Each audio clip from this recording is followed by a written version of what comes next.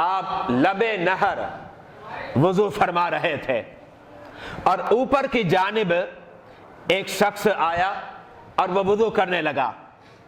اچانک اس کی نظر حضرت سیدنا امام احمد بن حنبل پر پڑ گئی.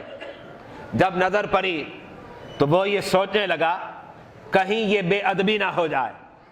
میں اوپر ہوں اور حضرت سیدنا امام احمد بن حنبل وہ نیچے کی جانب ہے. بے ادبی کی بنا پر وہ نہ تمام وضو میں کھڑا ہو گیا, ابھی وضو مکمل نہیں کیا, اپنی جگہ سے کھڑا ہو گیا.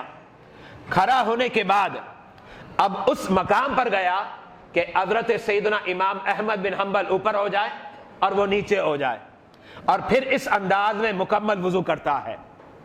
اب دیکھیں, یہ ادب کا ایک انداز تھا, اور ادب کا انداز ہمیں اسلام سکھلاتا ہے.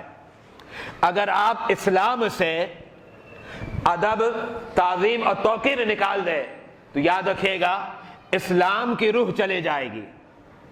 اسلام کی روح ہی یہ ہے کہ انسان ادب کرے, اپنے والدین کا ادب کرے, اپنے علماء کا ادب کرے, اپنے بڑے بھائی بہنوں کا ادب کرے, اپنے مشائخ اور پیران اعظام کا ادب کرے.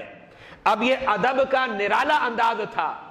اگر آپ دیکھیں وہ اوپر لبے نہر وضو کرتا, اس کو آپ یہ نہیں کہیں گے کہ ناجائز ہے, یہ کوئی فتویٰ نہیں دے گا, اس پر کوئی فتویٰ حرام کا نہیں لگائے گا, لیکن اس کے باوجود ادب کا یہ تقاضا تھا میں اوپر کی جانب وضو کر رہا ہوں اور حضرت سیدنا امام احمد بن حنبل جو ہے وہ نیچے کی جانب کر رہے ہیں. تو پھر اس نے اپنی جگہ کو اور اپنے مقام کو کیا کیا, بدل دیا. اس کا انتقال ہو گیا. انتقال کے بعد اسے کسی نے خواب میں دیکھا. جب دیکھا تو بڑا حساس بشاش نظر آ رہا ہے. اس نے پوچھا تیرے ساتھ رب نے کیا کیا؟ وہ شخص کیا کہتا ہے؟ کہتا ہے میرے رب نے مجھے بخش دیا, میرے رب نے مجھے بخش دیا. اب ظاہری بات ہے اگر بخشش کا پروانہ مل جائے اس سے بڑی نعمت کیا ہوگی. وہ شخص کہتا ہے رب ذوالجلال نے مجھے بخش دیا ہے. جب اس نے یہ کہا تو ساتھ میں اس بات کا اضافہ کیا, فرمایا وہ ایک عمل تھا, اس ایک عمل کی بنا پر رب نے بخش دیا ہے. اب اس شخص نے جس نے اسے خواب میں دیکھا تھا کہا مجھے بھی تو بتا دو وہ کون سا عمل ہے جس عمل کی بنا پر رب ذوالجلال نے تجھے بخش دیا ہے. وہ شخص کیا کہتا ہے؟ کہتا ہے عمل بڑا سمپل تھا, بڑا سادہ تھا. کہا کون سا عمل ہے بتا تو دے, میں بے چین ہوں تاکہ میں بھی عمل کروں.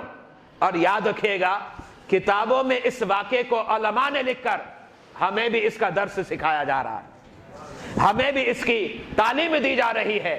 کہا ادب یہ تھا حضرت سیدنا امام احمد بن حنبل جب وضو کر رہے تھے تو میں اوپر کی جانب تھا, لیکن کہیں بے ادبی نہ ہو جائے میں اس مقام سے کھڑا ہو کر ان کے نیچے کی جانب آ گیا. رب کو میری یہ ادا پسند آئی, رب نے کہا تو نے میرے دوست کا ادب کیا, میں تجھ سے راضی ہوا, میں نے بخش دیا. اب ذرا